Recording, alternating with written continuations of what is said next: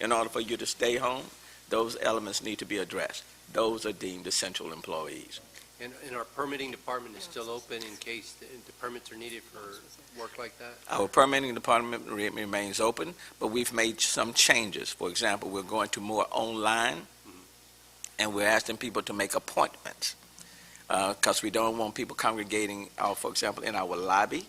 And so we're going more online and by appointment in order to support, for example, residential and commercial construction, which is deemed essential. So you have to have that support base.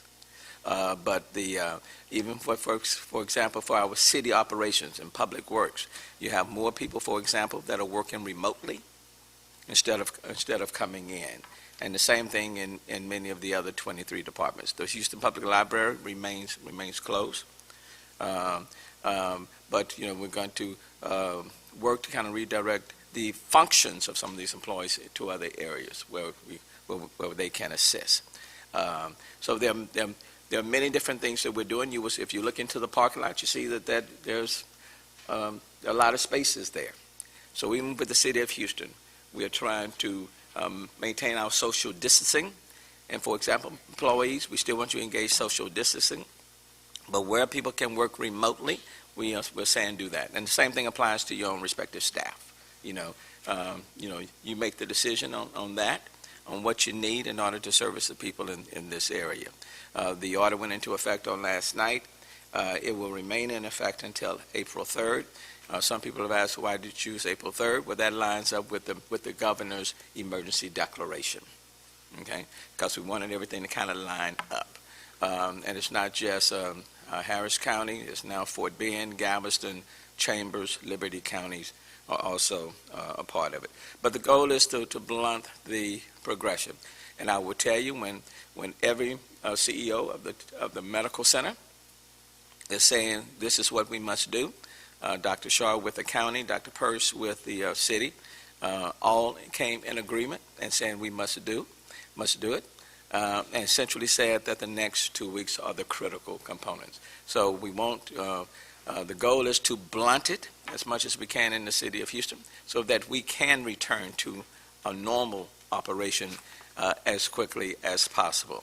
And we don't want to overwhelm our medical health system.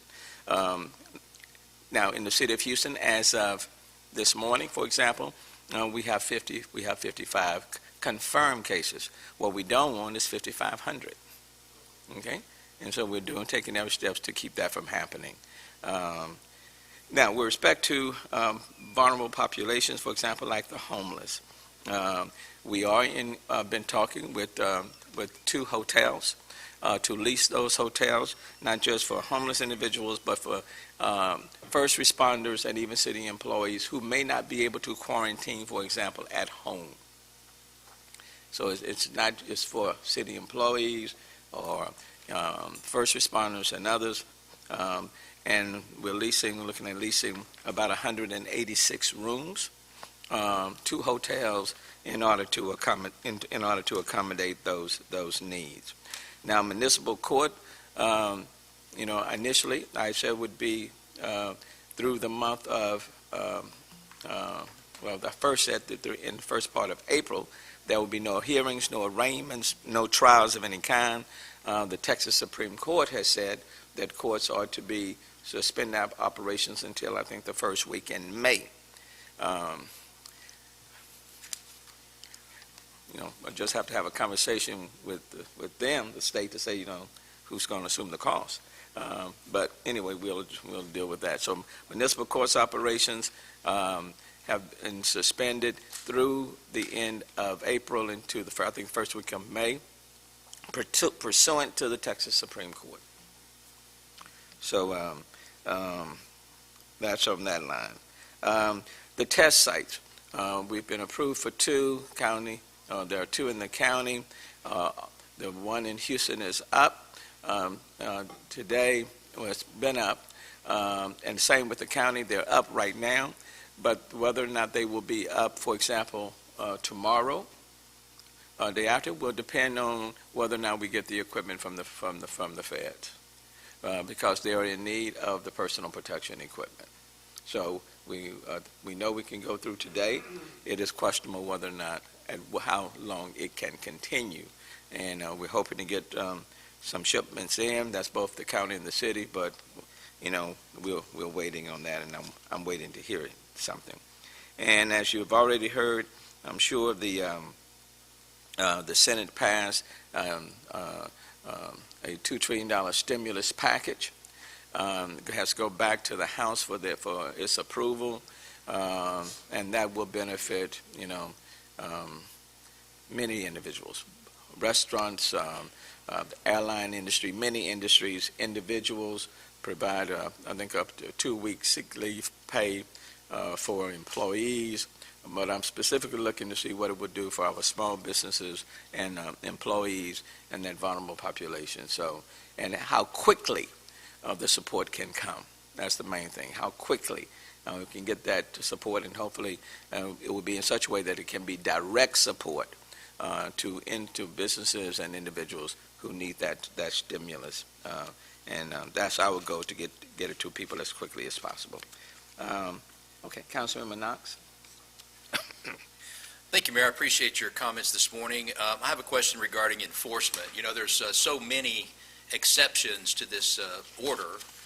As far as I can tell, the only things that have been added is hair and nail salons and barbershops to be closed. Other than that, we're pretty much doing everything we were doing before the order occurred. So my concern is enforcement. Have you instructed our police chief on how that's going to happen? Because there's so many exceptions, it seems problematic for a policeman to make a determination whether someone's occupation or appearance outside the community falls under that emergency or essential service network. There's some concern that I've been getting calls about people worried about going to jail for 180 days, If they don't, that sort of thing. If they don't comply, that could happen. Well, can you describe for us what kind of enforcement we can expect, and to what degree and what aggressiveness we're going to be engaged in? Just like you shouldn't commit a crime. If you commit a crime, the police officer should arrest you. If you violate the order and it's deemed factually that you are violating the order, then law enforcement can take the necessary steps. So on the one hand, we are emptying our prisons because of the coronavirus. On the second hand, we're going to be, our jails.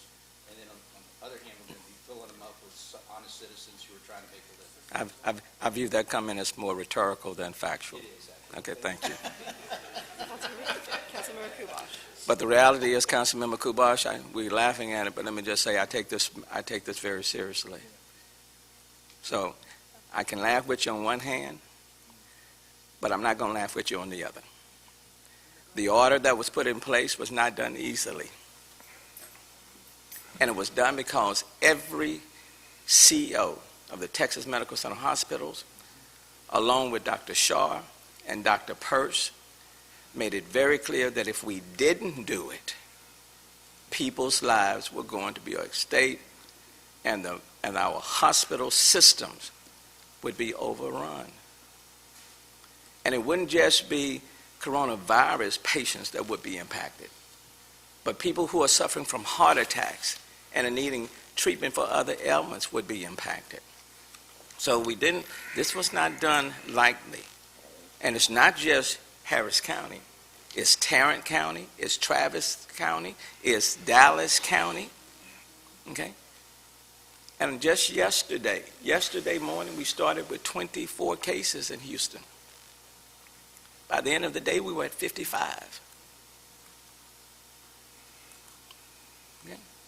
So y'all So a lot of this requires individual responsibility. Okay? So yeah, the order is given. If you're a central employee, yes, you can work. You still need to engage in safe practices.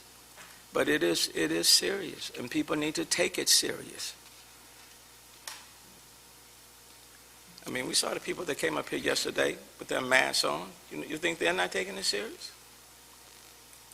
And if people out there are taking it serious, so should we.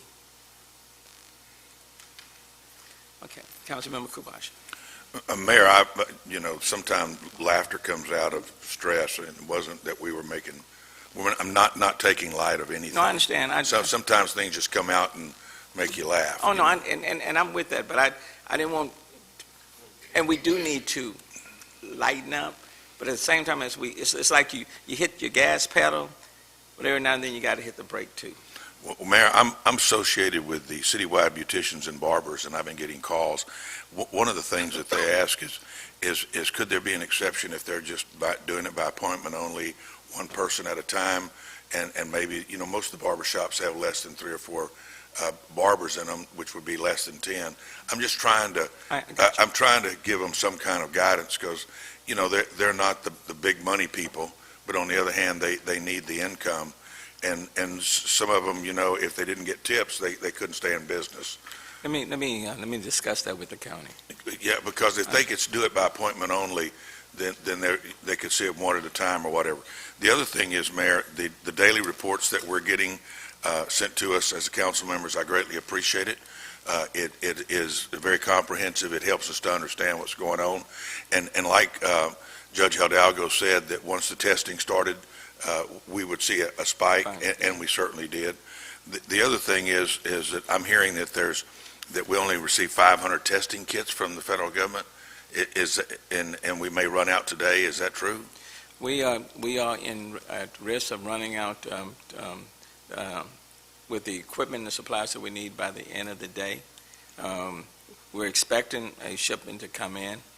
I know we have also been working with the Texas Department of Emergency Management as well, and I know everyone is putting forth the request or pointing out the need for additional, PPEs in order to continue our testing, and we need to continue the testing to get a better sense of what's happening out in our respective communities. So we're all putting out an urgent plea for additional supplies to come into the area. Well, I'm very grateful, and that's just, I'm glad you asked, Councilmember, very grateful, for example, to the Asian Chamber of Commerce that just 2 days ago provided us with additional masks and gowns, goggles, covering for shoes, and many of those supplies are being ferreted over to help to continue our testing. The only other thing that I had mentioned to you yesterday was the auction of the impounded vehicles that people, I hope you've looked at that. We're working on that. I appreciate it because there's no reason to sell their cars if they don't have the money to get them out right now. And we're trying to provide as much relief to individuals who are hurting financially. So taking a look at that now. Thank you, sir. Sure. Councilmember Gallegos. Thank you, Mayor. First of all, what we don't need is paranoia in regards to claiming that the county is letting criminals out of jail. I mean, the county judge has made it specific that these are nonviolent people that are in jail, people that have written hot checks and what have you. What we want to make sure is that, there's over, I used to be a detention officer before I was a council member, and there's over 5,000 inmates in that jail. And what you don't want them is to all get sick, because then they're going to be going to our hospitals, and those of us will not be able to be going to our hospitals. So please, let's refrain from paranoia. Mayor, I appreciate your time yesterday afternoon regarding the concern that the east side of downtown is having, that there is no testing center. And you did state that once we get medical supplies, if the federal government allows us medical supplies, we will go ahead and possibly open a testing center on the east side of downtown. So I appreciate that. The other concern that we're having, that we've been getting calls, is the Beacon here in downtown Houston is feeding the homeless. Unfortunately, the homeless are standing in line. Okay. I'm hoping there's a way that there can be different sites around downtown where we can take the food to the individuals, so that way they don't come to the Beacon and form a line. So that's something that we can get some assistance on. I've got residents in downtown that are calling my office concerned that they're seeing a line of individuals standing there at the Beacon waiting to get a meal. So, I'm hoping that that my team right now, Mark Eichenbaum and even Andy, are listening to what you're saying and are calling right now, are working with Beacon and others to engage in that social distancing, even as it relates to the homeless. So let me just say to my team that's listening, get on that right now instead of waiting for the meeting. Okay, thanks. Vice Mayor Pro Tem Kestek Tatum. Thank you, Mayor. I just wanted to reiterate from the press conference when we talked about the restaurants going to dine-in and delivery and closing of the bars. The law enforcement officers that were there stressed the importance of what they were planning to do was look for compliance. I don't want people to feel like, oh, if I drive down the street, are the law enforcement officers going to pull me over? And I don't want to create that kind of pandemonium in our city.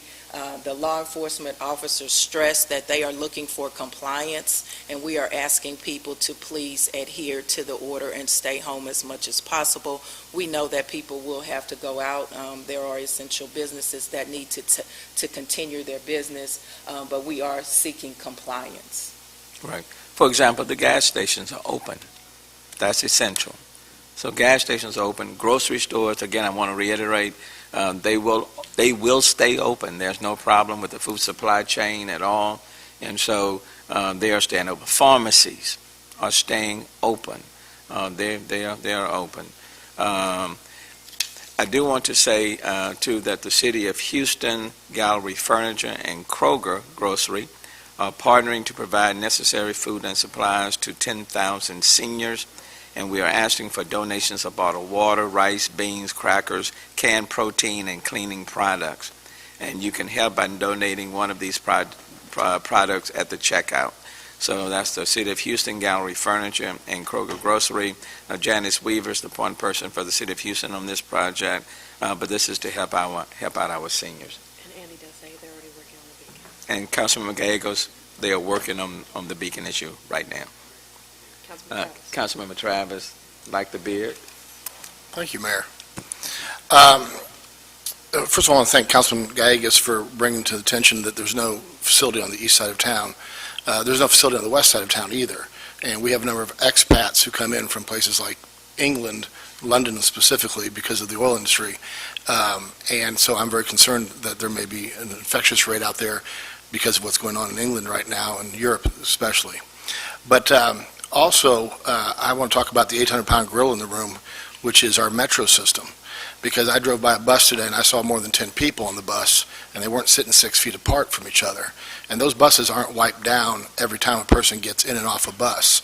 And if we are going to be enforcing this, we need to enforce it everywhere. And it's not sufficient to say, well, this is the only way that certain people can get around town. Because what we're really saying then is it's okay for them to ride death taxis.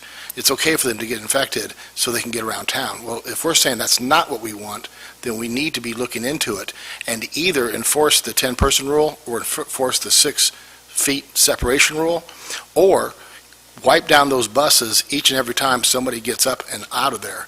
Because every time they touch a surface, that could be infected for the next person who sits there. And if you've noticed, and I'm not saying there's a connection, but I'm also not saying there's not a connection, but look at what's happening over in New York City right now with its vast subway system and what they're having. Then you got London has the same problem. Most of these places that have a huge mass transit system are having major problems. Now, we may only find out about this in hindsight, but I would rather us have foresight and start thinking or planning ahead. And maybe we can do some taxi medallions for people who need to be able to get somewhere. There's got to be a way we can sit there and let these people use what we have and social distance at the same time. But if we're going to be serious about this, I think we need to address that. And it's not enough just to say, well, it's the only way people can get around. Because those people are going to end up being sick and some may die, and I don't want anyone to die. Thank you. Thank you. I will say that Metro has put in place a safe work plan. For example, if you get on one of those buses, you will see that they have blocked off certain seating so that you cannot sit in certain seats. There's no charge now to ride Metro. And at the same time, so you don't have to enter the front door. You can enter through the back door, exit through the back door. So they have put in place their safe work plan in order to minimize the transmission of this virus, recognizing that there are so many people who need Metro to go to the grocery store, to their doctor, and things of that nature. But I'm certain. But Mayor, it's an enclosed, very small space, and today I saw more than 10 people on one bus. Well, you can have more than 10. But you're not supposed to have them in one location. especially that small of a space, and we're talking, I mean, we have 20 people in this huge room. There are more than that on this bus. There are about 20 on a very small enclosed space. And I'm just concerned about it, that's all. Thanks. And they have put in, and they're doing extra cleaning on the Metro bus system, not just the bus, but the transit system as well. Councilmember Cisneros? Thank you, Mayor.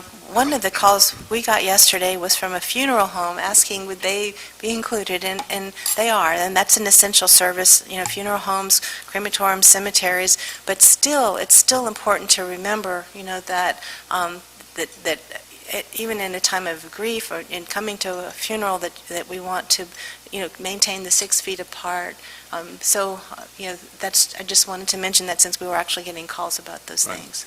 Many of those funerals, for example, are being limited to immediate family members. So even with that, the way that they are handling their funeral services, that has changed. Our faith institutions, for example, are now pretty much online streaming. That's taking place. All right. I don't see anything else. Anyone Can I else? just I'm make a sorry. comment? Councilman In regards to the funeral situation, certainly I just went through that this past weekend myself with my brother. What we did, we actually had a viewing where people were spaced as they came in. Fortunately, people don't usually view together anyway. But we were not there because we did not want to encourage people to stop and greet us. And so it can be done. They gave them the sanitizer and whatever, and as they went in, and they did the same when they came out.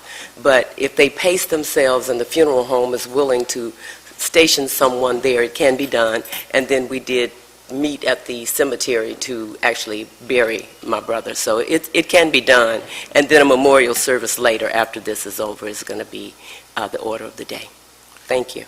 Thank you. And we do want to so much is happening, but we do want to extend our prayers to Councilmember Evans Shabazz, and we've been praying for you, continue to pray for you as we move forward.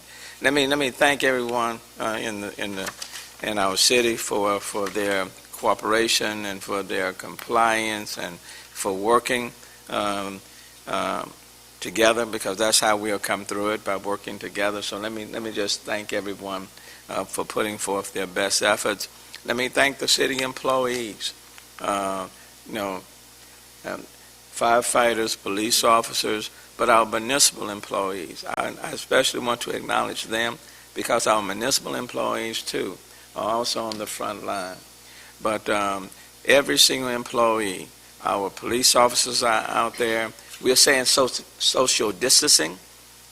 Kind of hard for police officers and firefighters to engage in social distancing. So I want to thank them. Joe, please extend our gratitude to your team. Chief Pena, for example, extend the gratitude to firefighters and to all of our municipal workers. Let me just say thank you, because these are difficult times. And people are concerned. Anxieties are very, very high. And as public employees, many times when we're telling everybody to go home, it's very difficult to tell public employees to go home, because services still have to be provided. And when you think about it, we as public employees support all of those 16 essential businesses. We support all of them. So I know these are difficult times. We are not insensitive. Can't send home 20,000 employees. We just can't do it, because then the whole system shuts down. So I just want them to know that we appreciate them, and we know what they are doing, and it doesn't go unappreciated. Having said all of that, let's proceed now, Madam Secretary, to the consent agenda. Since your list was distributed, we have added several items, and I'll get to them when we get to the individual categories. Under the miscellaneous category, items 1, 2, 3, and 4 need a motion. It's been moved and seconded on items 1, 2, 3, and 4. Any discussion? In Could you favor? please say who moved that motion? Thank you. Vice Mayor Pro Tem Tatum and Councilmember Thomas second. On items 1, 2, 3, and 4, discussion. In favor? Opposed? Granted.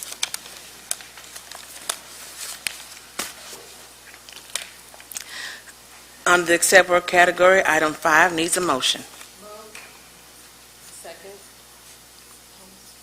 Okay, same person. Vice Mayor Pro Tem Cassidy Taylor moved and Councilmember Thomas second on item number 5. Discussion on 5. In favor, opposed, granted. Under the Purchasing and Tabulation of Bids category, items 8 and 14 have been removed for separate consideration. Need a motion on the balance. Second. Same persons moving and second. Discussion. In favor, opposed, granted on 6 and 7. Under the Resolutions category, item 15 has been removed for separate consideration. Just need a vote on the balance. Discussion. In favor, opposed, granted.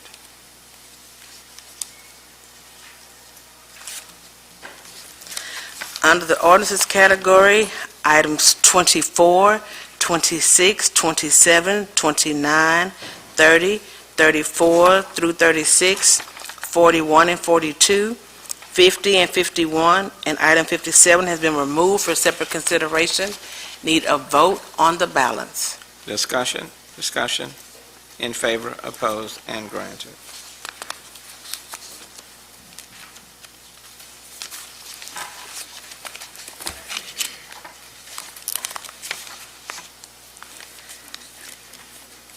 Items removed for separate consideration. Item 8 is a motion.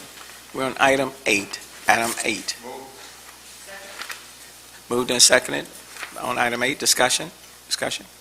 In favor, opposed, granted.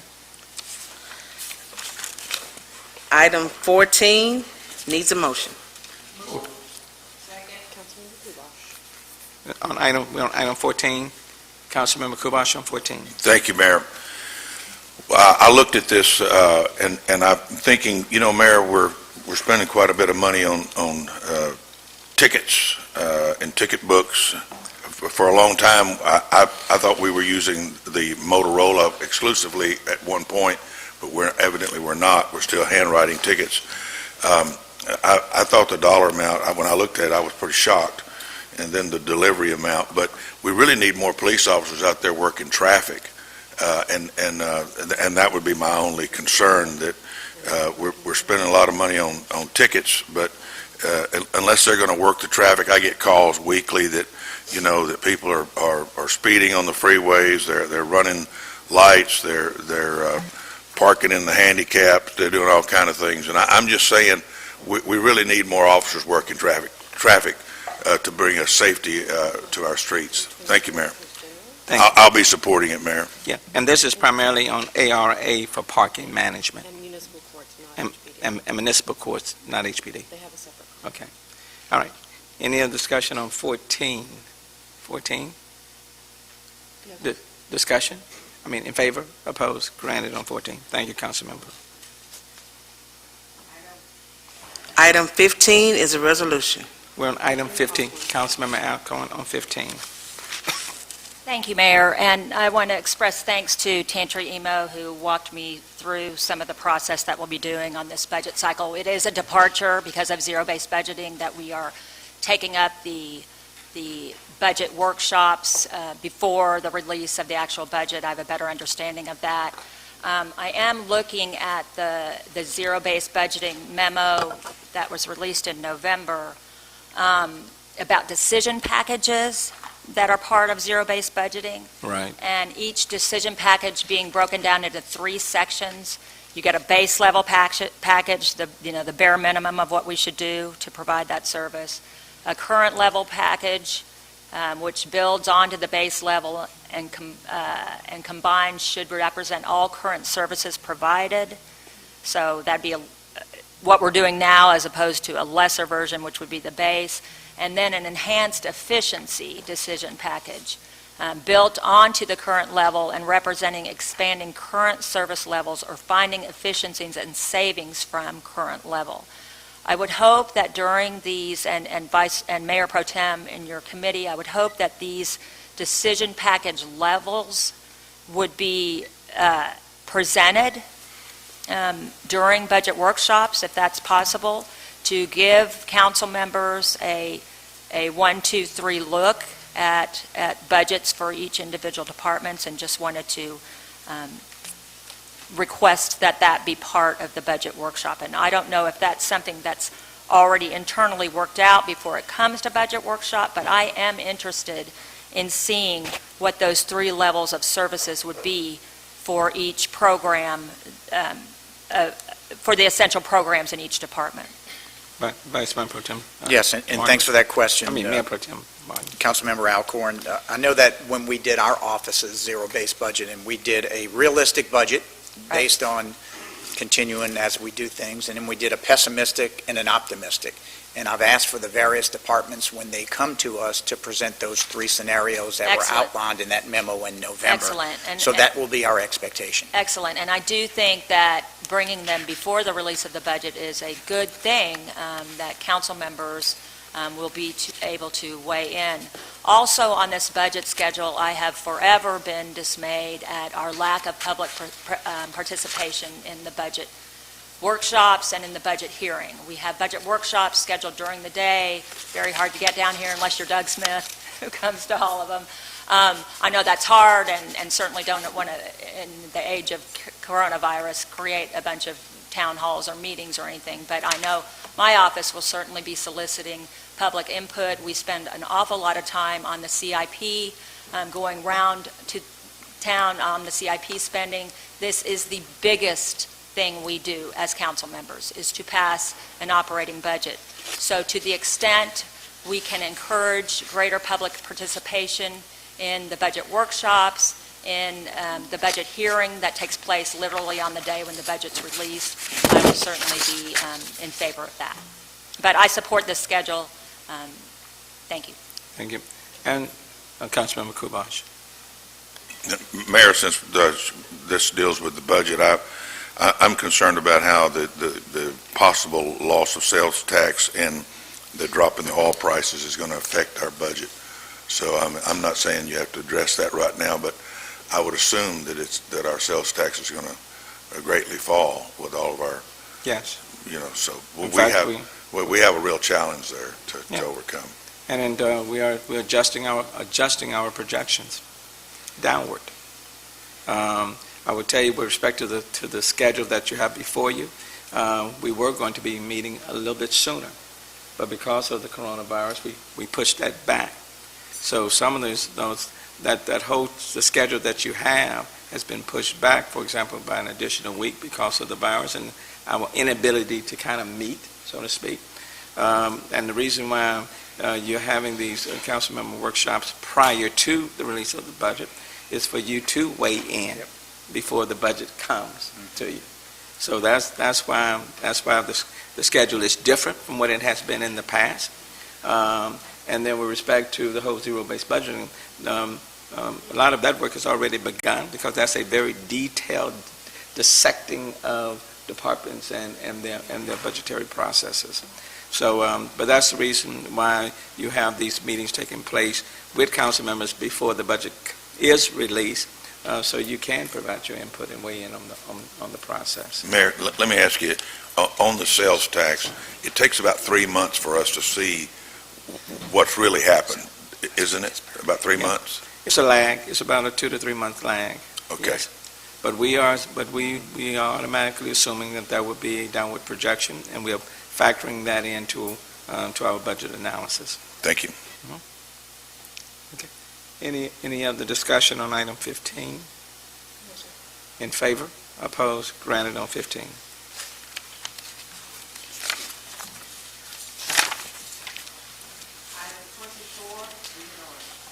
We're on item 24. Councilmember Kubash on item 24.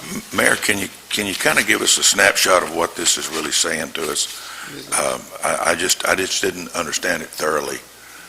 When I was reading it, I had so much going on, I didn't see. Should I tag this? Would it hurt it if I tagged it and got? It does not hurt anything. You can. It's an amendment to our substantial action plan that moves money from construction into support services. I don't want to slow anything down that needs to be done. Well, it's no problem with tagging if you desire, but it's moving dollars from the construction to our support services, And all of these dollars are Hopwood funding, and I think this is, which year contract is this? Well, this is our annual This is- action plan. Yeah, this is the annual action plan that we are amending. But there's no physical note to it, so, No. There's no dollar. well, I won't tag it then. I would like to have somebody within the next week or so maybe talk to me Sure, about we it. can do that. Thank No you. problem. Okay. Any other questions on item 24? 24. In favor? Opposed? Granted. And we'll have someone talk to you, Councilmember Kulash. Who said opposed? Did somebody say opposed? Item 26 is an ordinance. We're on item 26. Councilmember Alcorn on 26. Thank you, Mayor. Of course, this is great news, getting our first $5 million from HHS. I thank Porfirio and the Health Department and Tantri Emo in Finance. I just think these early days of a disaster declaration, just like Harvey, super important to make sure we are capitalizing on all the drawdowns we can. I'm sure like even disinfecting, we have all kinds of expenses against this disaster. So on the finance side, I've been told it's operating just like public assistance under FEMA, like for these testing sites. We're going through those motions. Do we have the same consultants kind of getting those numbers together? Yes. Okay, so all the same processes are in place for Yes. the spending of those monies. And we're asking everybody to properly code. Any expenditures that's being made as it relates to COVID-19 should be properly coded.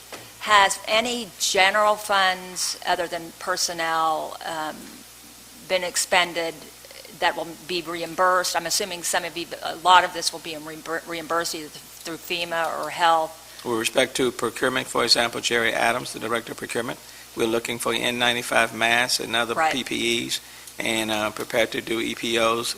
If we can get a good deal, we buy them. Right.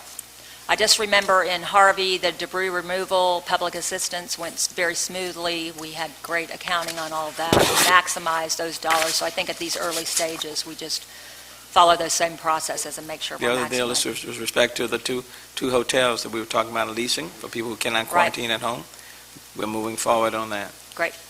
And will there be a whole separate fund? I guess there's, set up some kind of reporting system to show exactly what all is being attributed to. Yes, just like on Harvey, those categories. This is COVID-19. Okay, thank you.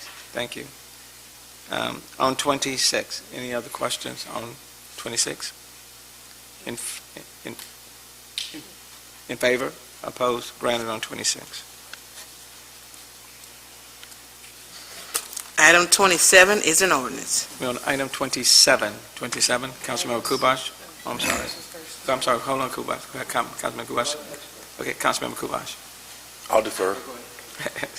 Councilmember Kubash. Thank you, Mayor. In reference to this, I noticed that it's approving and authorizing the mayor or the mayor's designee. Do you have anybody in mind already for this position, Mayor? Andy Eakin will be it's the Chief Economic Development Officer, will be working on it as a point person, but ultimately the negotiations will be with me. Well, so long as it stays with you, then I'll be okay with that. Yeah. Ultimately, on this particular deal, the negotiations between United and all the airlines, concessionaires, you name it, will be with me. Gallegos is next. Councilmember Gallegos. Thank you, Mayor. I was initially contacted by Unite here, and they had concerns on this item, but after, appreciate your time yesterday meeting with you. The issues that they had, first of all, they want to make sure that the airport employees that are furloughed due to COVID-19 will be the first to come back to work. So that's one thing that they're really concerned about. The other thing is that when you did your executive order regarding the living wage, concessionaires did not set a date as to when they will increase their pay to the workers at the concessions to $11.22. And I'm hoping this is an opportunity to go ahead and ask that they agree, like United Airlines, come December of 2020, that they will give a raise of $11.22 to their employees, and of course, depending on the economy and how things are at the airport. I'm hoping that something can be worked out where if 80% of their business is back up as of the numbers of December of 2019, then hopefully they can go ahead and increase their pay to their workers to $11.22 come December of 2020. Thank you. And all of those issues will be a part of the negotiations. Thank you. Sure. Councilmember Davis? Thank you, Mayor. Sure. I want to thank you all for actually, putting this up. This is, I think we had about 350,000 people to fly in the U.S., if I'm not mistaken, in airports throughout the country. We went from millions and millions, and so I know some people are thinking that this is a big bailout for the big companies, but it's not. We have to understand that our airport system is a major economic development driver, for the city of Houston. If they can't get here, then we have a problem. So we have businesses that establish themselves here in the city of Houston. They pay taxes. That we're going to need those taxes to return to us when our economy picks up. We really need to understand that working, I guess, with the federal government, as they put their stimulus out there, we need to make sure that we're looking at opportunities to help our small business. Those businesses that employ 1 to 10 people, that's a sweet spot of this country, and especially the city of Houston. We do understand, yes, big companies can find ways to not hire more, but those small companies are the ones that must hire. And I see you nodding your head, Dr. Plummer, and that's true. You must hire. And so, again, I want to applaud the mayor for bringing the steps up to negotiate, because it's not a one-size-fits-all. Right. And I understand, Councilmember Gallegos, yes, we do need to help our employees, but we also need to make sure that those small businesses will be there throughout the duration so they can continue to have jobs and provide jobs for these employees in the city of Houston. And so, again, Mayor, I thank you for taking all sides, Unite Here's positions, as well as the small businesses into the conversation. Because there are three separate groups that we have to balance. You've got your airlines, you have your concessionaires, your small businesses, and then you have your employees. And a part of the negotiations is making sure that all of them, their interests are addressed and in a very balanced way. So it's not about creating winners and losers, it's about making sure that everybody benefits from all of the efforts that people are making on the federal as well as on the local level to help to return these businesses and their employees back to business. Councilmember Evans Shalon. Thank you, Mayor. I just want to make sure that this renegotiation is a blessing that will flow down. In other words, that they will not start laying people off after they have been given grace. And so certainly that's what I'm concerned about. And hopefully they will even consider waiving those change fees after this, because quite frankly, I determine which airline I'm going to use a lot of times because of those cancellation fees. So maybe they should consider that as well after this virus, not charging the change fees. Thank you. No, thank you. Councilmember Knox. Thank you, Mayor. I have two questions. The first one is, what mechanisms are there in place so that we become notified in the event any of these companies receive their cash influx from the federal government or their infusion of cash or any other federal assistance? Both. And you'll be hit both questions? Let me just answer. Okay. Because you have our local government teams here as well as our federal teams in D.C. that are tracking all of the measures in D.C. very, very carefully. Susan Lent is the partner that can get, for example, in D.C., who works directly for us, and she is a part of those congressional processes. So I'm comforted that we're not relying on self-reporting. No, you're not. Okay, very good. Absolutely not. So the second question is, on Section 5, it says here that we're going to authorize the cities without further authorization from council. Could you explain why we would not want to have council approval for any further amendments to this particular ordinance? Well, let me just put it this way. I don't have any problems bringing it back to council for approval myself. May I make a motion that we adjust that particular section? Yeah, I have no problems with that. Okay, in that case, second that? Okay. Okay. We need to craft that motion. How do we? I've got to make it. So let me quickly do this. So Hold on. Yeah, I mean, before I just move on it, Ron Lewis, is there any issue with that? No, Mayor, I don't think there's an issue with that. The idea about it was that this was an exigent circumstance. There were, things are moving very quickly, and we were trying to get a deal done as fast as possible to be able to balance some of those interests. But no, there's not an issue with them modifying the resolution and seeking to bring any negotiated contract back to council before it's final. Point of order, Mayor. Can he speak into the mic? Because it's not, the people watching can't hear. Just right. They're not hearing you on the TV. You want me to go? Just say what you said again. And hit the button in case it's not. Hello? So, I think the only reason it was structured the way it was, the primary reason it was structured the way it was because of a sense of urgency and the need to move quickly to bring all these players together and try to work out an arrangement that balanced all these interests. In order to bring the matter back, I think the council member's motion to amend it and have the final negotiated agreement brought back is procedurally sound.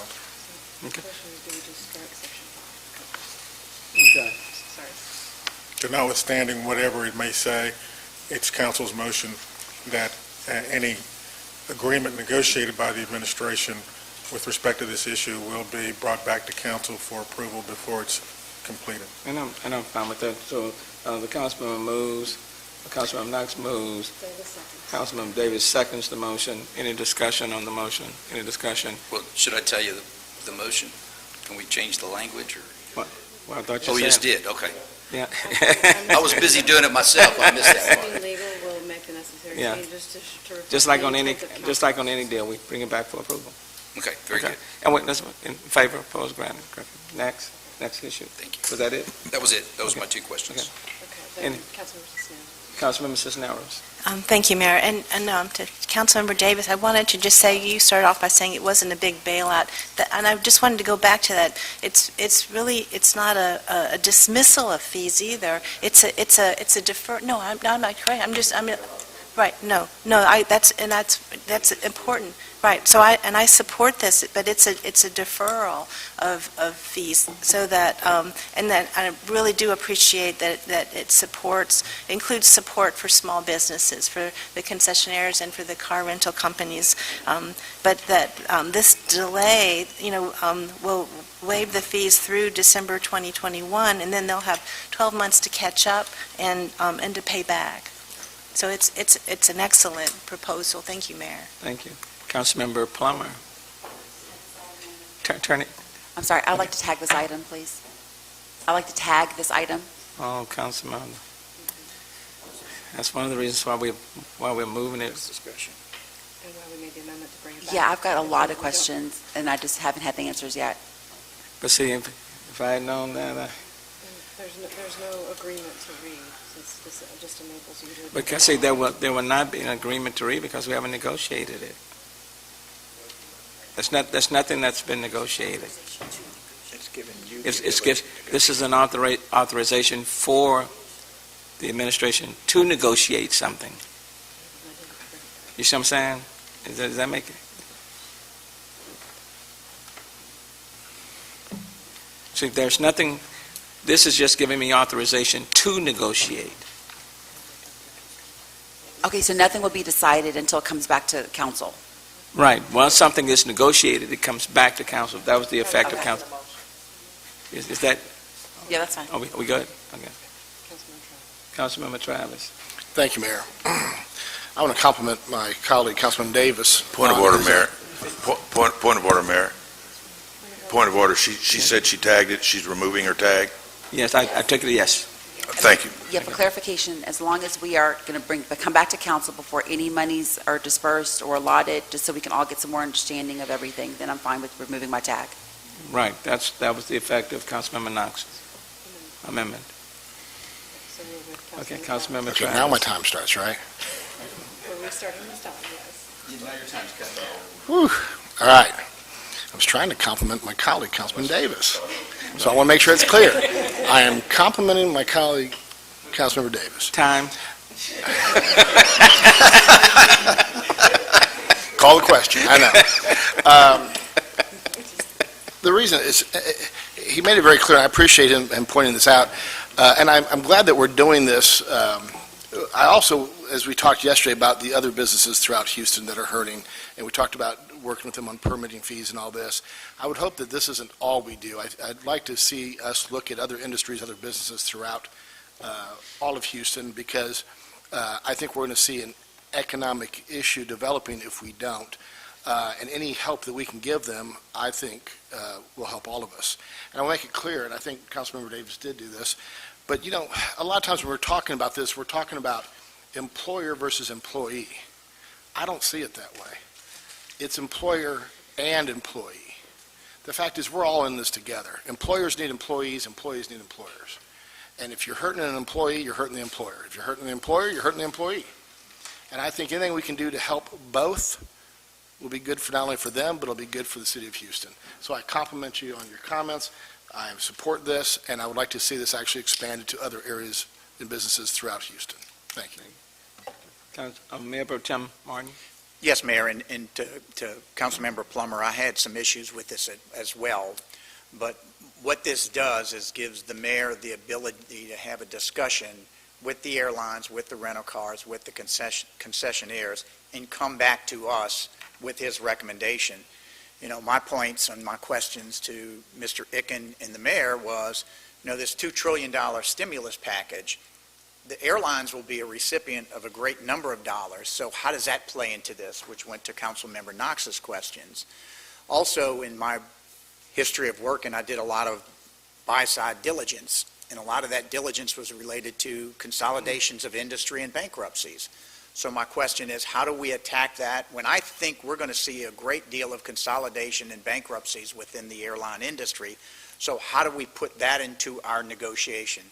But as we went through the process, it was all about giving the mayor the opportunity, and Mr. Icken, the opportunity to sit down and talk with them to reach a consensus on what this local stimulus package should look like, with the repercussions of payback. Every dollar that we give them will be paid back somewhere over the course of the next couple of months. So I had some concerns like you, but understanding that before it goes back to a formalized agreement, the mayor will come back to council and present that to us. Right, and do understand, we're not forgiving anything. This is simply a deferral. So there's no forgiveness of anything that they owe. Councilmember Alcorn. Thank you, Mayor. And yes, I'm supportive of this item, and I just want to make a different point than everyone else has made about the great financial position that the airport system is in. They continuously run a tight shop and have a lot of reserves. I'm looking at the CAFR $1.5 billion net position as of July 1st, 2019. Just underscoring the importance of building reserves for situations like this when we do need to provide relief to industries that are suffering, and we have the ability to do so. So shout out to Mario Diaz and the team at that does the finances for the airport system, that we're in this good position. Yeah, that's the benefit of having enterprise funds and not operating under a revenue cap. Councilmember Gallegos for the second time. Councilmember Gallegos. Thank you, Mayor. Thank you, Mayor. When I made my comments regarding Unite Here knows perfectly well that the situation the airport is in regards to the airlines being cutting back their flights, the concession. As a matter of fact, I was told that many employees that work at the concessions have already been furloughed. So their concern is that they just want to make sure We're going to be providing assistance for the next 6 months to the airlines, the concessionaires, and the rental car companies. They just want to make sure that their employees that have been furloughed will be coming back to work.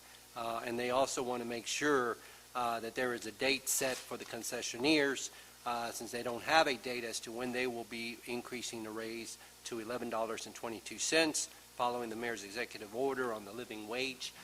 And that they're asking, since we're going to be providing this assistance for the next 6 months, where they deferring the rents and the fees for 6 months, they're just asking, they would like a date as to when they will be able to count on that $11.22. And of course, they understand if things don't get better by December, they're willing to negotiate a date, but they would like a date. Thank you. And that's fair. And then Thomas for the first time, followed by... Councilmember Thomas? Yes, I just want to echo Councilmember Gallego's sentiment, specifically around the furloughed employees. Thanks. Councilmember Plummer. Councilmember Plummer? And I don't want to, minimize the importance of having our airport system, but there are a lot of industries in Houston that are going to be struggling. I would just say the dental industry specifically, we're unable to practice until the 21st of April. So the restaurant industries have already laid off 30,000 people. I mean, there are a lot of people in the city that are going to need a lot of assistance. And so before we start making decisions on how we, create concessions for other industries, I just want us to make sure that we take an opportunity to be financially sound in terms of our decisions, and making sure that we look at all of the whole picture and not just one picture, because the economic impact in the city is going to be detrimental in many ways, and a lot of people are going to need our help. Any other comments on this item? Any other comments? Ready to vote? In favor? Opposed? Granted.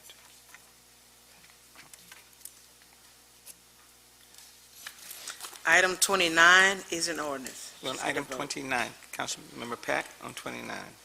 Thank you, Mayor. I just wanted to thank you for this item. It's the peer support for HFD, and that's so important, but also one of the side benefits to this program, because they're out in the community so much in incidents as they're currently happening. And during the explosion a couple of months ago, I saw firsthand, not only with this program with HFD, but also the HPD program as well, of them working with some of the families of the people who passed away in the explosion. And it was just really top notch. And so just them offering that support to the community as well, this training is so important. So thank you so much for this. Thank you. Any other comments on 29? In favor? Opposed? Granted on 29. Item 30 is an ordinance. Just need a On vote. item 30, discussion on item 30. Discussion? In favor? Opposed? Granted on item 30. Item 34 is an ordinance. Just On need a item vote. 34, discussion on 30. Councilman Pollard on 34. Thank you, Mayor. Just want to highlight this item. These will be improvements to Walter Rasmus Park, which is in District J. We will be getting new swing sets, grading, detention, parking lot improvements, new walking trails, sidewalks, benches, picnic tables, fencing, new trees, planting of trees. And so I wanted to highlight that. Thank the administration for making sure that Walter Rasmus Park will be getting these improvements, and looking forward to being out there with the constituents of District J. Thank you. After Corona. Any other discussion on item 34? In favor? Opposed? Granted on 34. Item 35 is an ordinance. On item 35, Councilmember Peck on 35.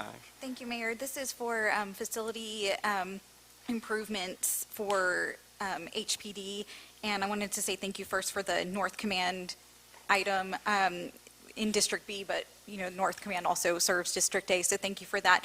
And also just a reminder for the Northwest Station for any improvements that we can make there too. Thank you. Thank you. Any other discussion on item 35? In favor? Opposed? Granted on 35. Item 36 is an ordinance. On item 36, Councilmember Alcoin on 36. Thank you, Mayor. This is really a comment from Councilmember Robinson, who's absent today. Just big support for this item. Now more than ever, we're understanding the importance of electronic. Everything we can do electronic, the better. This is something that's been a long time coming to do the electronic filings. So very supportive of this measure from the TTI perspective. Thank you. Councilmember Travis. Thank you, Mayor. I guess this goes to show that even out of misery, there's always something that good that comes out of it. And I think we're going to find that practices such as this, changes that we're making, hopefully won't go away. Hopefully we'll maintain these practices after this, and we'll wonder about some of these practices that we've had, is why were we doing them so long when we could have changed? And maybe we need to be re-examining other practices as well. But this is a good one for us to go to digitally. I hope we stay with it, just like I hope we stay with our seating arrangement. Thank you. Councilmember Kubash. Thank you for your comments, Councilmember Travis. So, Mayor, this use of authorized electronic bidding, will this be permanent? It becomes a part of our, I guess you say, toolbox. Yes. It would seem to me that if it becomes a permanent way of doing it, and you do electronic bidding, then and everything is done electronically, it makes it so much easier when there's open record requests and other things. We already have it in electronic file. So I would hope we'd go to it exclusively, and unless there's some reason not to. Thank you, Mayor. Thank you. Thank you. Any other discussion on item 36? In favor? Opposed? Granted on 36. Item 41 is an ordinance. Well, item 40. Councilman Cisneros on 41. Thank you, Mayor. This is an exciting new interlocal agreement that the City of Houston's having with Harris County Precinct 2 and Commissioner Adrian Garcia. I'm really very appreciative to the city and the county coming together to in support of Veterans Memorial Park. So this agreement is a 20-year agreement that will allow the county to help assume any and all costs for expenses, to develop, operate, and maintain Veterans Memorial Park for the use and enjoyment of city and county residents, while continuing to honor veterans. It's really great to be able to do this, and I just wanted to express my appreciation to Commissioner Garcia for being willing to take that on. We have so many veterans that are trying to to really reinvest in some existing memorials that are there. World War II veterans are actively working to restore and repair, and to make a memorial that was existing that's fallen into disrepair, to fix that. The Vietnam veterans are actively campaigning to raise money and to have a design that they want included there. But there's so much else. There's our veteran community across our region is just vast, and some of them are more organized than others, and there's a lot of opportunities, I think, especially with women veterans who haven't been historically as organized. But we need to be reaching and serving them too, and I think this will let us do that. Thank you. Thank you. Any other discussion on item 42? 41, I'm sorry, 41. In favor? Opposed? Granted on 41. Item 42 is an ordinance. Now on 42. Discussion on Councilmember Shabazz. Thank you, Mayor. I'm certainly in favor of this, and hopefully at some point we can look at upgrading and replenishing some of the equipment at the training facility. As I said at the last meeting, I did have the opportunity to tour, and there are a lot of things that they need in regards to helping our first responders to be able to adequately serve our city. And so certainly, hopefully, we can look at some other means for them as well. Thank you. Thank you, sir. Any other discussion on 42? In favor? Opposed? Granted on 42. Item 50 is an ordinance. So on item 50, discussion on item 50. Discussion? In favor? Opposed? Granted on 50. Item 51 is an ordinance. On item 51, discussion on 51. Discussion? In favor? Opposed? Granted on 51. Item 57 is an ordinance. On item 57, Councilmember Peck on 57. Thank you, Mayor. This is for the Antoine Paving and Drainage Project from Hammerley to Hempstead, and it's something that District A has been waiting for a long time, so thank you so much for this project. The intersection right over there is very confusing for people, and so unless you drive there all the time, it's very difficult to figure out where you're supposed to stop, so there's a lot of issues there, so thank you so much for this project. I'm very excited about it. Thank you. Any other discussion on 57? In favor? Opposed? Granted on 57. That completes the items on the consent agenda. Matters held, item 60. We're on item 60. Discussion on 60. Discussion on 60. In favor? Opposed? Granted on 60. Item 61 is an ordinance. We're on item 61. Discussion on 61. Discussion. Councilman Pollard on 61. Thank you, Mayor. Want to bring back the discussion that we started a week or so ago regarding this item. This will be where the Houston Police Department authorizes the Houston Fire Department the ability to move crashed vehicles off the freeway after an accident if certain parameters are in place. The biggest thing with this particular item is it allows HPD to remotely investigate those accidents. And I do think there are some unintended consequences that will happen due to this for people who file their claims on their insurance policies after the accident, because the insurance companies are going to look to see if there was a in-person, on-site investigation from a police officer when they look at the report to determine liability. And so due to that, I'm going to vote no on this measure. Okay. Please bear in mind it's a pilot program. Councilmember Kubash? Mayor, based on what I've heard from Councilmember Pollard, I'll also be voting no, only because I believe that accident reports should be filled out by the police department, not by the fire department. Thank you. And please bear in mind, I know Councilmember Kamen is not here. He was in her committee at the hearing. This is a pilot program being funded by HCAD. And you never know what the benefits or the pluses of the minuses are until you engage in a pilot program. Okay? The funding is solely coming from HCAD. Okay? Councilmember Davis first, followed by Councilmember Thank you, Mayor. And I've been in a few accidents myself, but I think one has been my fault. But I do understand what you're saying, Councilmember Pollard. It happened to me about a month ago. Someone turned into my lane. I sent pictures, everything, a confession of the driver, and they still wanted to not accept blame.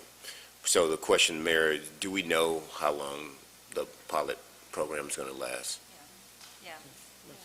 The answer is yes. So it's June 1st through November 30th. June through November. Okay, starting in June. Roughly it's a, 5-month program? And just bear in mind, we just got through talking about DocuSign. Correct. We just got through talking about DocuSign and the use of technology. You just took my comments away. You know, so this is the use of technology. That's what it is. You're using technology. Hold on, I'm sorry. And it's video technology. They can still look at the video technology. And so I'm willing to, since it's a pilot, I'm willing to go out and support this to figure out what are the benefits of this project. We've worked with HGAC on many projects as it relates to walkability, and that money comes to those cogs. We need to make sure that we use it to see how we can enhance our city. So for that, it's been a pilot program. I'm going to support it, and I want to make sure that whoever's on the HGAC, make sure that we get that data back to one committee so we can discuss this.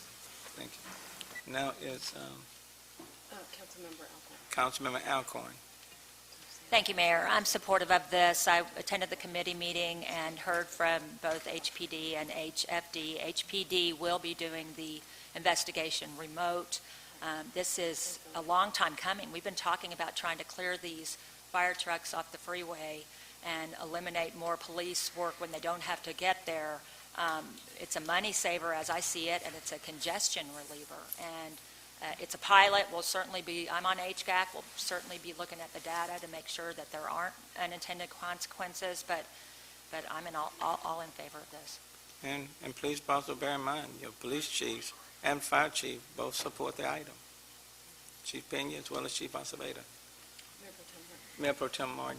Yes, Mayor, you took a couple of my comments away as we were talking about electronic bidding, and a number of council members had great comments about using technology to improve what we're doing and possibly decrease manpower.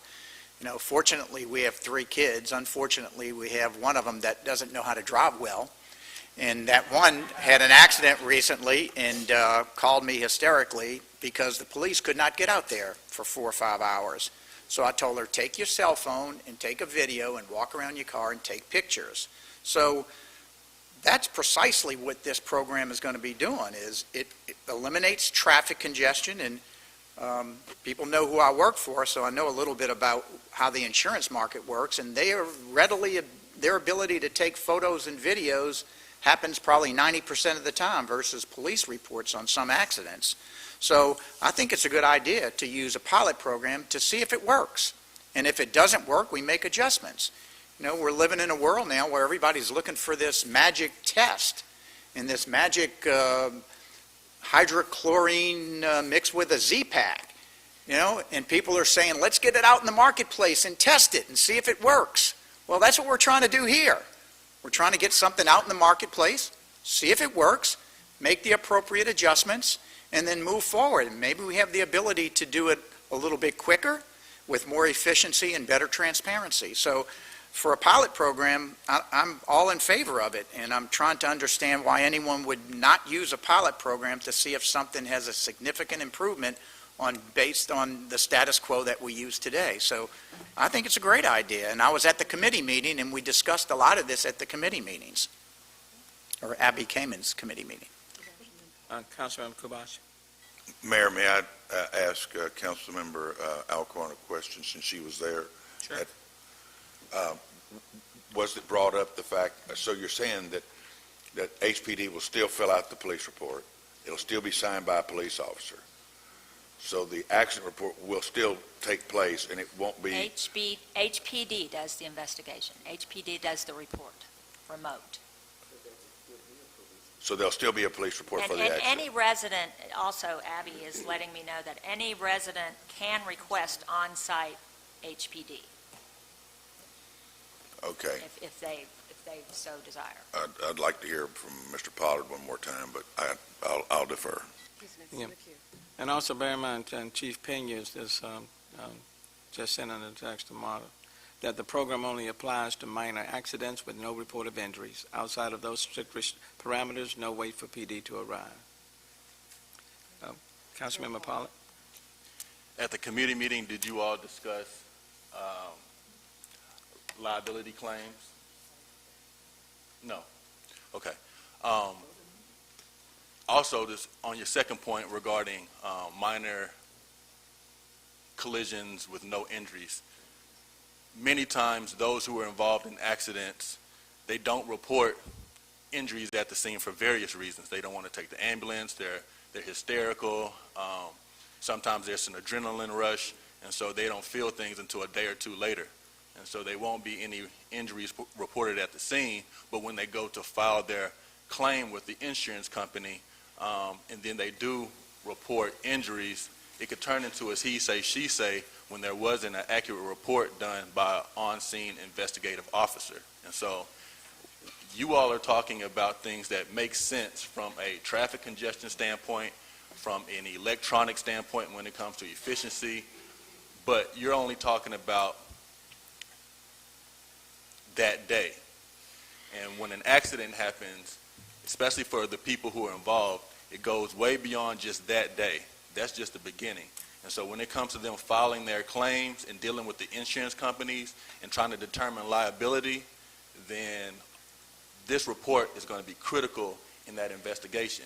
And if there is an officer that was not at the scene that states on the report that the investigation was done by an officer not at the scene, then it could easily turn into a he say, she say, to where people are frustrated with why aren't their claims being accepted, and it's going to fall back on us because we're discussing it now. And even if it's just a pilot program, Mayor Pro Tem Martin, it's still for 5 months. So you still have, in a city as large as Houston, with as many accidents as we have, even if it's just for a general area, for 5 months, there are going to be a lot of people affected. And we have to think about the unintended consequences when we put forth these measures. Councilmember Evans Shabazz. Thank you, Mayor. Certainly, I think what's important here is that there will still be a police report.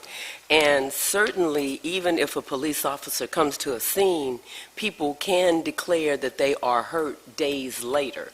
So that's not going to be really a determining factor, but certainly, we have to be mindful that a lot of times insurance companies don't want to pay. So every precaution that we can put in place to make sure that people are adequately and compensated is certainly at the forefront. But I think to serve as a means of keeping us from putting people out on the streets and impending traffic while they are investigating is certainly worth a pilot program. Thank you. Thank you. Councilmember Travis. Thank you, Mayor. I can appreciate Councilmember Pollard's concerns. As a practicing attorney myself for 29 years, who's worked on both sides of the bar, defense and plaintiff's work, I can tell you I'm not that concerned. There's always going to be evidentiary issues. There always happens to be, even with the police, because the police aren't there when the accident occurs. They're just taking down the information. A witness is a witness, and a non-witness is a non-witness. And so consequently, while there might be some evidentiary issues, there always happens to be evidentiary issues in every case. And I don't think these are going to be that great of concern, because if you are videotaping it, and if you are documenting it, and if there is somebody on the scene, and I don't care if it's a firefighter or a police officer, if there's a third witness who witnessed that testimony is also going to come in. So, I've witnessed a few accidents myself. I've always dropped off my card to let people know I saw what happened, and I'm willing to testify. But I think when we talk about the police reports, what we're talking about are reports. We're talking about they've come in after the fact. I just got an accident myself. I told you about it a couple weeks ago. Somebody hit me. They smelled high on marijuana and were volatile. The police came out. It took them 25 minutes to get there. I had 3 wrecker cars there on the site before I had any police officers, because there were more important things for them to do. I'm not criticizing the police. But by the time they got there, what did they do? They took my statement, and they took the other driver's statement. And that was it. They looked at the vehicles, which I'd already photographed and videotaped myself, and they wrote the report accordingly. I think that this is going to be a good pilot program. It is, Russia said, a good pilot program. I'm glad HGAC is doing it. When HGAC offers to pay, we should take them up on that. But I don't share the concerns of my other colleague on council, and I think that we will find out that it's not going to be as big of a deal as we think it is. Thank you. Yes, thank you.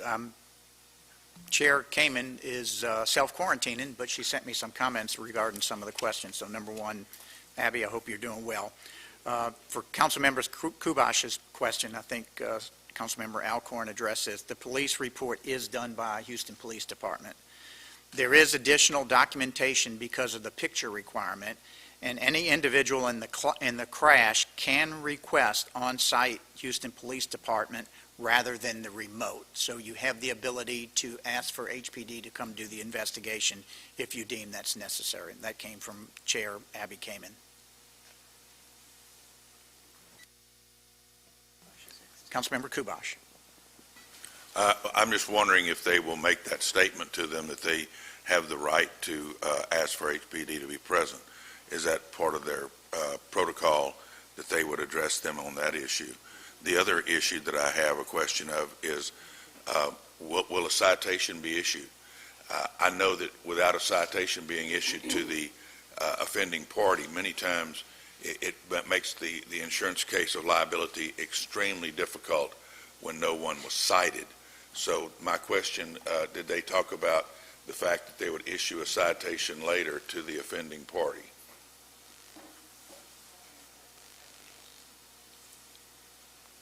I know So we the have, answer to that from HPD is that is usually not the case, since the current status quo for most non-fatal crashes, officers do not photograph the scene. So what we will do is take your suggestion and bring it into the group and ask for them to use that as well. Because I think that's a good point. but will they write a citation after the fact? I mean, they can, but will they? That's the case. Yeah. All right. And we'll take all his comments back. Thank you, Mayor. Who's next? Councilmember Pollard was in the queue? Okay. Councilmember Pollard? No, he's No. saying no. Anybody else? Anybody else? Ready to vote? In favor? Opposed? No. Show Councilmember Knox, Pollard, Kubash, Peck, voting no. The measure passes. Okay, and then, On the pop-off, we're starting off with Councilmember Pollard.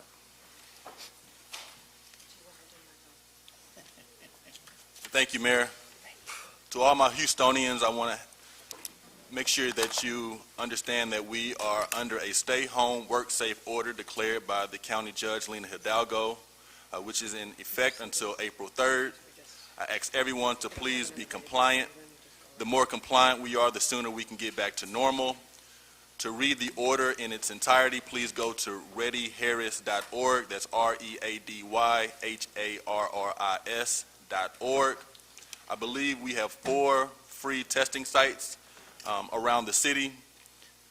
To get information on testing, please call the Houston Health Department COVID-19 call center between 9 a.m. and 3 p.m. at 832-393-4220. That's 832-393-4220. If you go to the park for fresh air or recreation, reminder to please practice social distancing.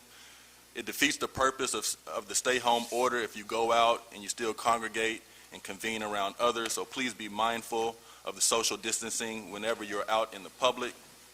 A message to my millennials: as more information and testing becomes available regarding the coronavirus, there are growing signs that millennials are at risk as well.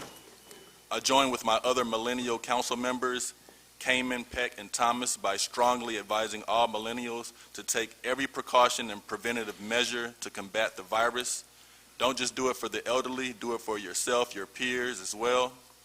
Be a leader and stress to others how serious this has now become. And finally, I just ask everyone to please use your best judgment as we encounter this crisis. Houston is no stranger to overcoming challenging times, so let's band together again and fight this and remain Houston strong. Thank you. Thank you. Councilmember Greg Travis. Thank you. You know, when I was a little kid, if I wanted to learn something, and I asked my mother, she would make me go down to the library and research it. She'd make me go down and either read the Encyclopedia Britannica or go to the microfiche. And it took me a long time to find the answers. Nowadays, we have Google, among other things, internet, and I guess I'm dumbfounded by how easy it is to get information these days, and yet how little people seem to seek it out. And I say this because we're now in a moment where information is king, and it's very easily, readily available to us all. So I urge everyone out there, don't just listen to anybody around this table. Don't listen to the media. Don't do your own research. Go to those first, I guess what we would call the first sources, the direct sources. If you're interested in not only knowing about coronavirus or any other virus or anything, go to the CDC website. But don't just stop there. Go to NIH, National Institute of Health. Go to theirs. I would caution a little bit about going to the World Health Organization, but go there as well. And the reason I caution you on that is if you've noticed, there's been a lot of changes in the World Health Organization's, what they've claimed in the coronavirus, it's evolved. And so consequently I have some concerns. But these still are your first sources. I hear so many people now citing to this doctor, that doctor, and citing to this newscaster, that newscaster, or this elected official, that elected official. And yet I still see people out there who call into question that information, which is readily available on those sites. If you want to know how many people are confirmed with the coronavirus, go to the CDC website. It's updated every day at noon. Johns Hopkins, by the way, has a website as well. You'll notice those numbers are different because they're apparently a different way of confirming those cases, but they're very close. But my point, I guess, is whether you go to Johns Hopkins and you think that's a good source, and I do, by the way, I wouldn't just rely on MSNBC, CNN, Fox News. I would be relying on my own research, and I would educate myself. And when we do, the more information we have, then the less panic we will have, because we will see this in its totality as it evolves, and it is evolving. There are a lot of people out there that have opinions. That's good. We all have opinions. But there's only so many facts. And what we need to know is what's a fact and what's an opinion. And while we can still hold our opinions, and I've got mine, you've got yours, I think we need to know what those facts are. And I'll tell you, if you see the same thing on the NIH, the CDC, and the World Health Organization, it's probably going to be a fact. And I'm not just talking about coronavirus. I guess I'm just talking about every day, because I see this. I've seen this for years now, ever since the internet has been taken off. A lot of people have a lot of information at hand, and yet it seems like very few people take the time to do the research, and it's so easy to do nowadays. Thank you. Thank you. Councilmember Carlos Cisneros. Thank you. Just to build on that, to really be making sure that you're looking at credible sources of information, and that I think it involves looking at lots of different credible sources, because in an environment where there's so much that's unknown, even experts are going to have some different opinions, but it's important to really be careful about relying just what you see on social media and rumors that fly and false information or misleading information that just flies through. I really do respect the comments you just made, Councilmember Travis, going to the CDC or NIH or the World Health Organization, or to the information that's coming out from the City of Houston or Harris County. Those are good sources. But just if you're on a chain, a thread that really is just rumor based, you are going to be not necessarily getting good information at all. That will lead to even more dire panic. So we need to just emphasize, stay home, work safe, only do what is essential. We stay together by staying apart. And it's important to stay flexible and nimble so that we can be able to take whatever measures are needed as we understand what we need to do. So we are in this together, and we must work together to protect our health and safety. Thank you, everybody. Thank you, Vice Mayor Pro Tem Martha Castex Tatum. Thank you, Mayor Pro Tem. I want to just take some time to really say thank you to Dr. Peirce and Dr. Shaw for their steady facts over the last couple of weeks. I know that there is a lot of uncertainty surrounding this virus, but I really appreciate their medical advice and the information that they've shared that has been based on data. And data that has helped us to make the decisions that we need to make every day. And then I want to say a special thank you to Houstonians who are doing their part to help us get through this health crisis. Our first responders, our healthcare workers, the grocers, and everyone who's making the conscious effort to stay home and social distance and wash their hands and do all those things that are so important as we make it through this healthcare crisis. Our goal is to slow community spread as to not overload our hospital systems, our healthcare systems, and it's going to take each one of us to play a serious role in making that happen.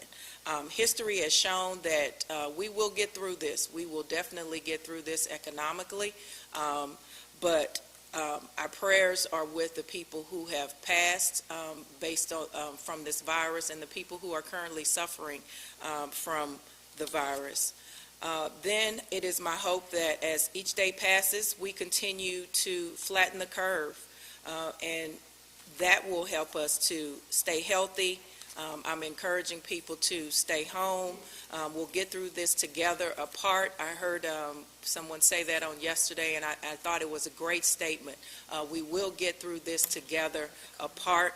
I want to send a special thank you to TXRX Labs for the work that they did producing the healthcare, the protective gear for our healthcare workers, and also to the Asian Chamber of Commerce for the PPEs and the equipment that they provided. This just shows that locally we have Houstonians on the ground who are willing to help us through this crisis, and we all need each other, and we will get through this time of uncertainty together. Stay safe, stay healthy, and stay home. Thank you. Councilmember Robert Gallegos. Thank you, Mayor Pro Tem. First of all, I would like to extend my condolences to Councilmember Evans Shabazz on the loss of her brother. My condolences and prayers go out to you and your family. Also, I would like to thank the first responders, medical personnel, and municipal workers for everything they are doing and being out there and helping Houstonians and everyone else that are needing assistance. So thank you very much for everything that y'all are doing. Also, I would like to just let everyone know the importance, since many of us are at home, to take time to fill out your census forms. These are the first time that you can actually fill out your census form online.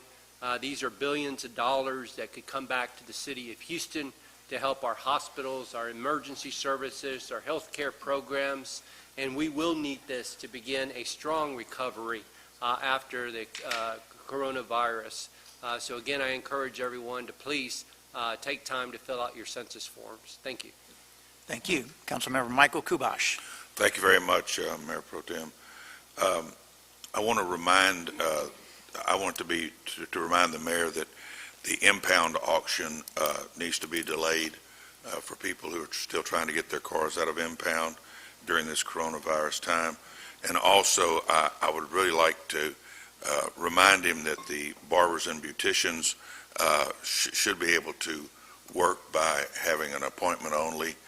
And I would hope he would look into that and make a statement about it, because they made a big deal on it on TV last night about barbers and beauticians not being able to have people come in. But if you did it by appointment only and you only saw one at a time and they're not sitting in there and there's not a lot in there, it would seem to me more reasonable. Plus, there's a lot of ladies that have been calling me that they need to get their hair done. So we need to keep everybody as happy as possible and certainly keep them working. Thank you. Thank you, Councilmember Carolyn Evans Shabazz, and our condolences for the loss of your brother. I know it was tough, so God bless. Thank you, Mayor Pro Tem.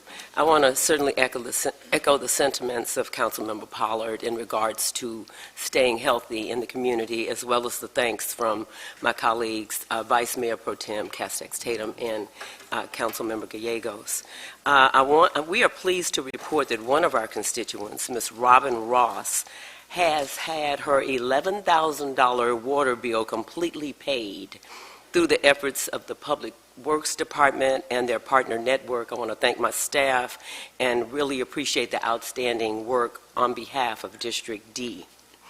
I also want to note that even though the state tournament for basketball was canceled, that the Jack Yates basketball team will always be the champs. Okay. And then I want to certainly thank McCoy and Harrison Funeral Home for their sensitivity and flexibility for helping us to be able to have the services of some sort for my brother, Mark Evans. And I want to thank you to the mayor, to the staff for their immeasurable assistance and support regarding my brother. And there will be a memorial service planned later. My brother was also known as the mayor of 3rd Ward. And so certainly we will at some point commemorate that. And certainly thanks to my colleagues for your condolences and your prayers throughout this. And I also want to make sure that you all check out my census song. I mean, it is really off the chain. So if you get an opportunity to hear my census song, please do that. And I believe that's it. So thank you so very much. Thank you. Councilmember Letitia Plummer. And my condolences to Councilmember Carolyn. Mark brought so much joy. So my condolences to the family. I have a couple of items here. At this time, a lot of us are staying home, and we know that for a lot of options or for people, home is not a safe place. I spoke with the Houston Area Women's Center last night, and they're now seeing a spike in calls for support and shelter on their hotlines. In this time of crisis, domestic violence, sexual assault, and abuse don't go away. It worsens for victims and survivors. And so now they're home with their children, and there is stress and isolation, and there's literally now trapped with their abusers during a time and just trying to keep the peace. Isolation compounds violence, and this is very worrisome. After Hurricane Harvey, the city saw a 45% increase in the number of domestic violence murders, and we are certainly hoping that this does not repeat itself. So I was told by the Houston Area Women's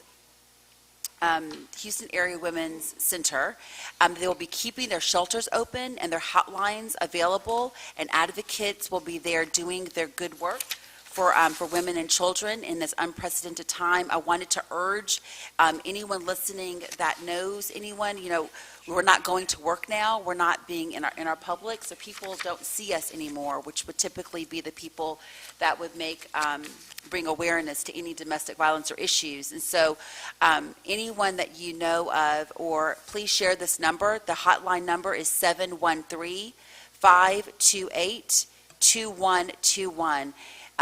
They are looking at bringing some support online as well, and having kind of go-to meetings online as well. They're doing really good work, and I just felt like that was something that we need to bring up and talk about. I'm asking for everyone in Houston to please be safe with your families. Our office will be doing a series of videos regarding options for funding for small businesses, tips on how to handle employment and how to